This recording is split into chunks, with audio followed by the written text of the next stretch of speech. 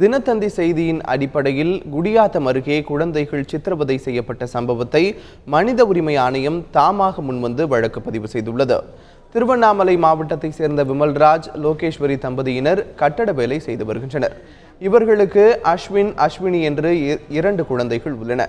கட்டட வேலைக்காக சென்னை வந்த தம்பதியினர் குழந்தைகளை வேலூர் மாவட்டம் குடியாத்தத்தை அடுத்த கொத்தமாரிக்குப்பம் கிராமத்தில் உள்ள உறவினர் முத்துலட்சுமியிடம் ஒப்படைத்துள்ளனர். இந்த நிலையில் 15 நாட்களாக முத்துலட்சுமி குழந்தைகள் இருவரையும் கொடுமைப்படுத்துவதாக அக்கம்பக்கத்தினர் விமல்ராஜுக்கு தகவல் கொடுத்தனர்.